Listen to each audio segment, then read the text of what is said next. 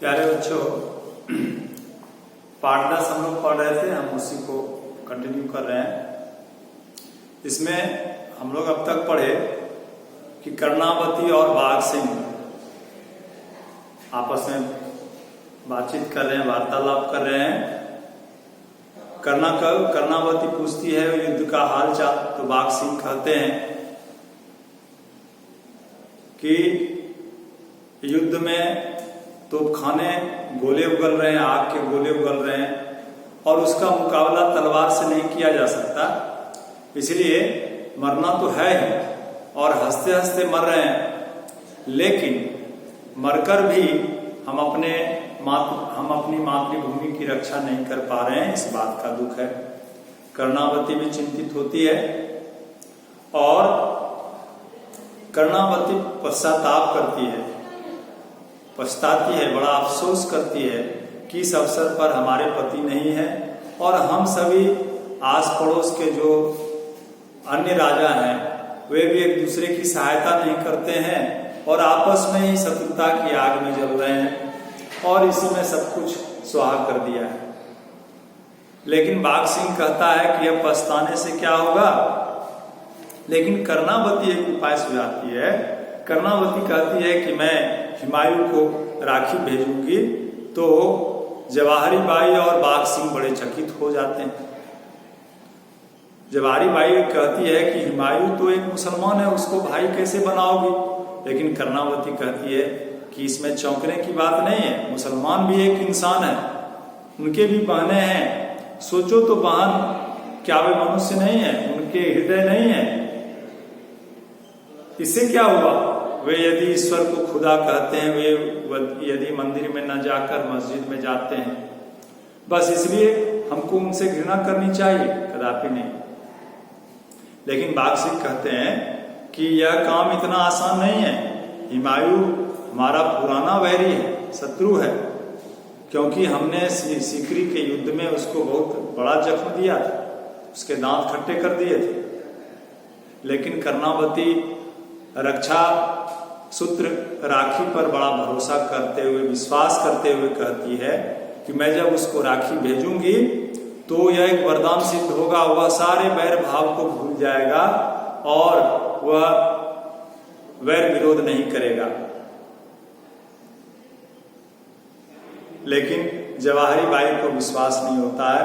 कर्णावती फिर जवाहरी बाई को समझाती है कि ऐसा है कि अब वे हमारे देश में आ गए हैं तो उनको वापस भेजा नहीं जा सकता।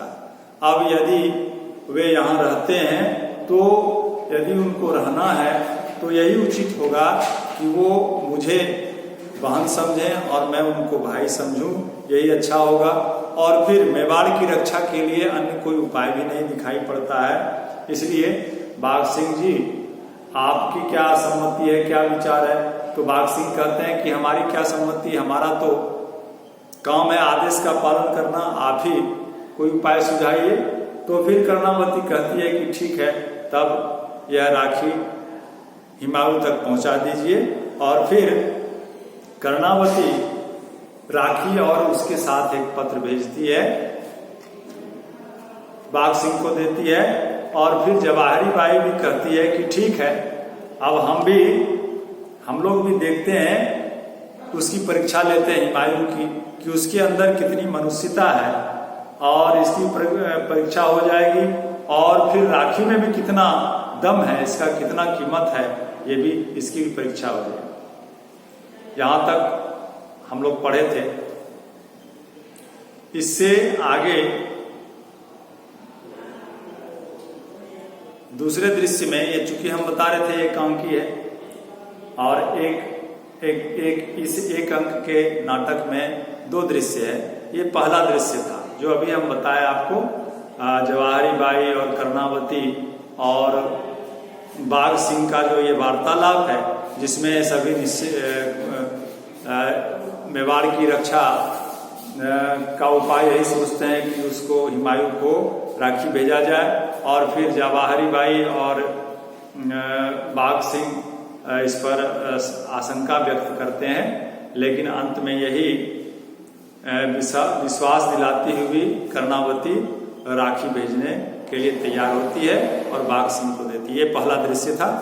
अब ये दूसरा दृश्य है, ये दृश्य है बिहार का। बिहार के किसी इलाके में गंगा के किनारे हुमायूं किसी लड़ाई में व्यस्त है और वहां तंबू गड़ा हुआ है फौजों का, और सभी फौज तंबू में पड़े हुए हैं और कोई एक खास तंबू में हुमायूं बैठा हुआ है। उसका सेनापति हिंदू बेग भी उसके साथ बैठा हुआ है।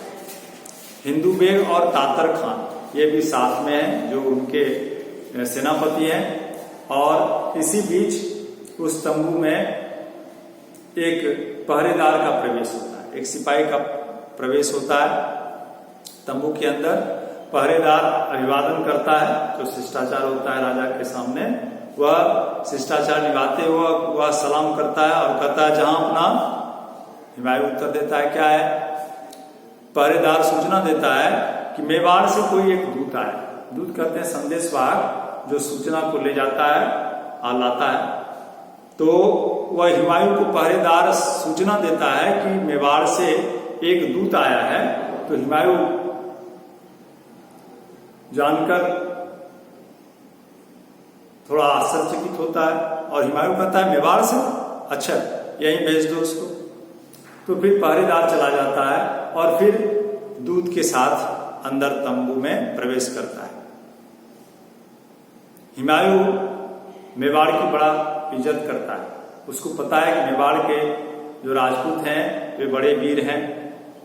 ऐसा वीर उसने अभी तक नहीं देखा है। बहुतों से उसने लड़ाई की है, लेकिन इस प्रकार वीरता से लड़ना ये मेवाड़ के लोग ही कर सकते हैं। हंसते हंसते जान देना, वीरता से लड़ना, ये इस बात को उसने मेवाड़ के लोगों में जो देखा है, इसलिए मेवाड़ के प्रति, इन बहादुरों के प्रति उसके मन में बहुत श्रद्धा है, बहुत आदर है, इज्जत है। इसलिए हुमायूं कहता है आओ आओ मेवाड़ के बहादुरों।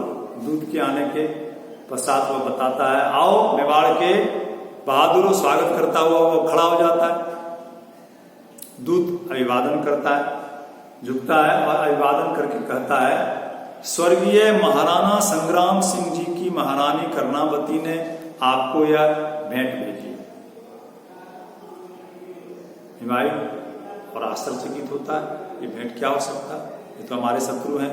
वह हाथ बढ़ाकर लेता है और कहता है ये मेरी किस्मत। हिंदू बेग, तुम जानते हो मैं मेवाड़ की बहुत इज्जत करता हूं। वह हिंदू बेग को बता रहा है मेवाड़ के विषय में हुमायूं कि वह मेवाड़ की बहुत इज्जत करता है और हर एक बहादुर आदमी को करना भी चाहिए। जो सही में योद्धा है, जो लड़ने वाला है, उसको एक बहादुर प्रतिद्वंदी का सम्मान करना चाहिए, इज्जत करना चाहिए। इसलिए हुमायूं कहता है वहां हर एक बहादुर आदमी को मैं सलाम करता हूं, उनकी दिल से इज्जत करता हूं और हर एक बहादुर को करना चाहिए। और इसलिए ये बहादुरों की भूमि है, इसलिए वहां की मिट्टी को माथे पर लगाना चाहिए। वहां की मिट्टी माथे पर लगाने की चीज, इसलिए उसको लगाना चाहिए। हुमायूं इस प्रकार अपना आदर प्रकट करता है मेवाड़ के लिए।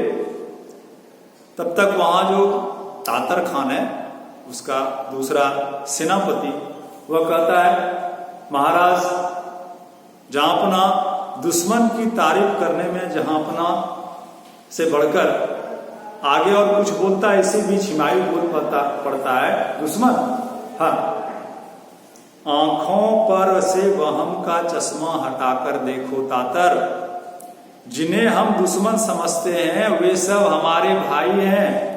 हम एक ही खुदा के बंदे हैं तातर।